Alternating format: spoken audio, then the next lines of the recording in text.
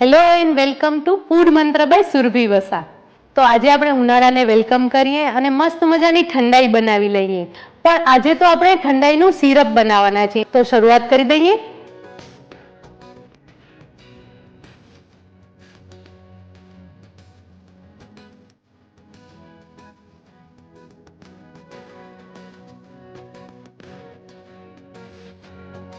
બે ટેબલસ્પૂન વરિયાળી લઈશું, 4 થી 5 ઇલાયચી લેવાની છે, એક જાયફળનો ટુકડો અને 10 થી 12 મરી એડ કરીશું. 8 થી 10 તાંતરા કેસરના લઈશું. હવે આમાં પાણી એડ કરી અને પલાળી રાખીશું. આ જે મિશ્રણ છે એને લગભગ 5 થી 6 કલાક માટે પલળવા દેવાનું છે, જેથી કરીને વરિયાળી અને મરી અને ઇલાયચી સરસ પલળી જાય અને પછી એને ક્રશ કરી લેવાનું છે. 5 થી 6 કલાક પલાળ્યા પછી એનું ટેક્સચર આવું આવી જશે. પાણી પણ એબ્સોર્બ થઈ જશે અને વરિયાળી અને ઇલાયચી બધું ફૂલી જશે. હવે આ મિશ્રણને આપણે ક્રશ કરી લઈશું. તમે જોઈ શકો છો કેસરનો પણ એકદમ સરસ કલર આવી ગયો છે. ક્રશ કરી લઈશું. મિશ્રણ ક્રશ થઈ ગયું છે. હવે એને બાઉલમાં લઈ લઈશું. વરિયાળીવાળું મિશ્રણ ક્રશ થઈ ગયું છે. હવે બીજું એક મિશ્રણ તૈયાર કરવાનું છે. હવે કાજુ, મગજતરી અને બદામ લીધેલા છે, લગભગ 8 થી 10 નંગ કાજુ, 8 થી 10 નંગ બદામ અને 2 ટેબલસ્પૂન મગજતરીના બી લીધા છે. હવે આને પણ આપણે ક્રશ કરી લઈશું. કાજુ, મગજતરી અને બદામની પેસ્ટ પણ તૈયાર થઈ ગઈ છે. હવે ઠંડાઈ બનાવીશું. અત્યારે હું 2 કપ ખાંડ લઈ રહી છું, એટલે કે 500 ગ્રામ ખાંડ લઈ રહી છું. એની સામે 2 કપ પાણી લઈશું.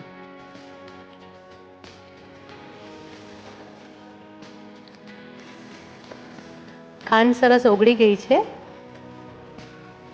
હવે જ્યારે પણ આપણે કોઈ પણ શરબત બનાવતા હોઈએ ત્યારે ખાંડમાં અમુક પ્રકારની અશુદ્ધિ હોય છે, એટલે કે કચરો હોય છે, તો એ દૂર કેવી રીતે કરવાનો?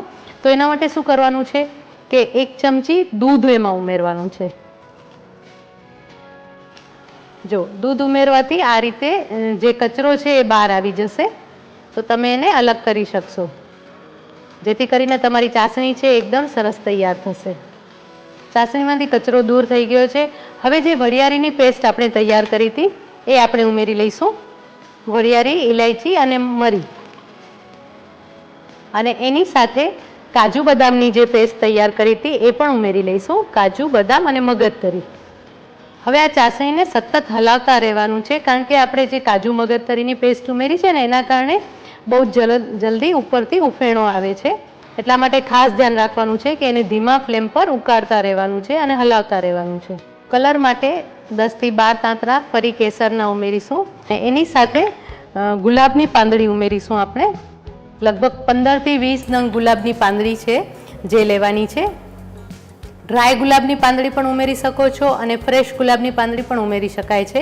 અને આના સિવાય ગુલકંદ પણ તમે ઉમેરી શકો છો, એનાથી પણ સ્વાદ ખૂબ સરસ આવશે. પણ જ્યારે ગુલકંદ ઉમેરતા હો ત્યારે ખાસ ધ્યાન રાખવાનું છે કે ખાંડનું પ્રમાણ થોડુંક ઘટાડી લેવાનું છે અને ગુલકંદ લગભગ 2 ટેબલસ્પૂન જેટલું એમાં ઉમેરવામાં આવે છે. તમે જોઈ શકો છો કલર પણ સરસ આવી ગયો છે અને ઠંડાઈ સિરપ તૈયાર થઈ ગઈ છે. તમે જોઈ શકો છો કે તાર બનવાની શરૂઆત થઈ ગઈ છે. આખો તાર તૈયાર નથી થતો.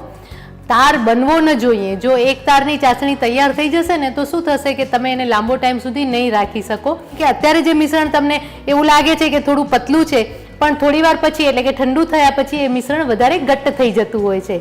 તો ચોક્કસથી આ રીતે આ વાતની અને આ ટિપ્સની ધ્યાન રાખજો. ઠંડાઈ સિરપ ઠંડી થઈ ગઈ છે. હવે એને ગાળી લઈશું. તમે જોઈ શકો છો કે એકદમ સરસ થિકનેસ આવી ગઈ છે. જેવી સિરપમાં થિકનેસ જોઈએ એવી જ સરસ થિકનેસ આવી ગઈ છે. હવે એને એક બરણીમાં ભરી લઈશું.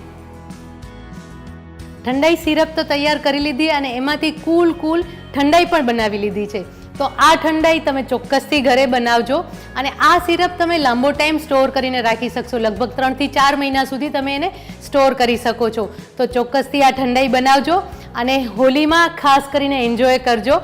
અત્યારે હોલી આવી રહી છે, બસ 1-2 દિવસમાં જ હોલી છે. તો હેપી હોલી. અને કલરની સાથે સાથે તમે આ મસ્ત મજાની વાનગીઓ પણ બનાવજો. મારી સાથે જોડાયેલા રહેજો. આવી નવી વાનગીઓ ફરી આપણે શીખીશું. ત્યાં સુધી બાય બાય.